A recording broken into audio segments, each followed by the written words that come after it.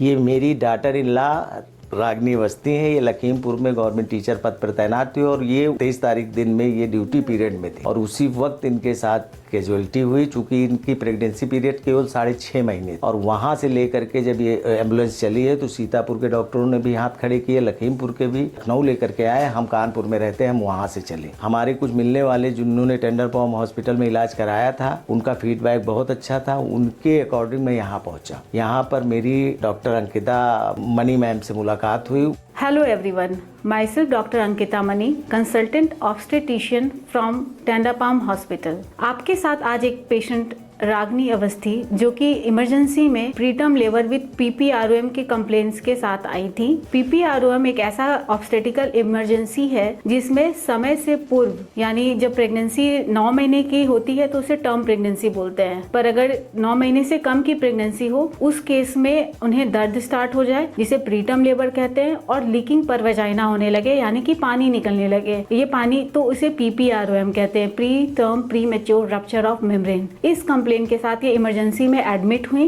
रात के टाइम पर उन्हें बहुत पेन भी हो रहा था साथ में, और जब हमने इनका स्कैनिंग करी तो लाइकर नील था, बच्चा ब्रीच पोजीशन पे था, मतलब बच्चा उल्टा था और सिर्फ 7.5 महीने की प्रेगनेंसी थी। इनका ब्लड ग्रुप भी निगेटिव था। तो हमने पेशेंट के अटेंडेंट्स को काउंसलिंग करा कि इमीडिएट सर्जरी की आवश्यकता है। उन्होंने हमको सजेशन दिया और स्थिति बेहद नाजुक थी। हमारी बेटी की भी स्थिति नाजुक थी और बच्चे के बारे में तो कुछ कहा नहीं जा सकता था क्योंकि लीकिंग ऑलरेडी दोपहर से हो रही थी और पानी बिल्कुल खत्म था। बच्चे का जब धड़कन का जांच करा तो डिस्ट्रेस में जा रहा था बेबी, जिससे धड़कन उसकी कम हो रही थी। तो ऐसे केसेस में अगर हम लोग इनको ज्यादा लंबे समय तक अंदर बच्चेदानी में छोड़ दें तो इन्फेक्शन हो जाता है और फिर तब अगर सीजरियन द्वारा बेबी आउट भी करे तो प्रोग्नोसिस खराब हो जाती है। इसलिए हमने प्रॉपर काउंसलिंग करके एंटीबायोटिक कवरेज दिया, बेटनीसॉल का कवर दिया, सो दैट कि बच्चा जितना भी मतलब हो सके लंग की उसमें प्रॉब्लम कम से कम हो। और सारी काउंसलिंग के बाद हमने इमीडिएटली उनको सीजरियन के लिए शिफ्ट किया। सर्जरी में ये पता चला कि उनको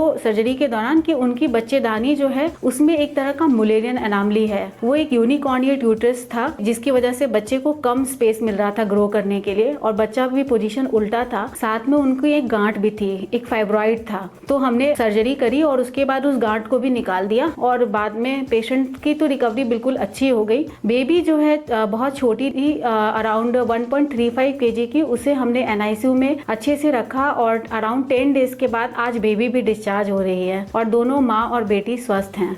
लेकिन इन परिस्थितियों में हॉस्पिटल प्रशासन और डॉक्टर अंकिता मणि मैम ने बहुत कुशलता से इलाज किया और रात को ही सर्जरी की गई। सर्जरी करने के उपरांत हमारी बच्ची भी सुरक्षित और हमारी नातिन भी सुरक्षित है। अस्पताल प्रशासन के लिए मैं और यहाँ के स्टाफ के लिए जरूर कहना चाहूँगा, बहुत अच्छा है, सहयोगी है, साफ सफाई की व्यवस्था, मतलब कुल मिलाकर के प्राइवेट सेक्टर में हॉस्पिटल को देखते हुए मैं कह सकता हूँ कि एक अच्छा अस्पताल है और अच्छी व्यवस्थाएं हैं। अब मैं तो कानपुर से बिलोंग करता हूँ, मैं वहाँ की स्थिति के बारे में कह सकता हूँ कि प्राइवेट सेक्टर के अस्पतालों की स्थिति बहुत ही खराब है, केवल शोषण होता है। लेकिन मैं इस हॉस्पिटल के बारे में कह सकता हूँ अस्पताल बेहद अच्छा है और अंकिता मैम के बारे में मैं जरूर कहूँगा और अस्पताल के स्टाफ के बारे में मैं बहुत कहूँगा क्योंकि सबने बहुत अच्छा कोऑपरेट किया, अच्छा व्यवहार है, अच्छी व्यवस्थाएं हैं और सबसे बड़ी चीज़ है कि सहयोग की भावना है।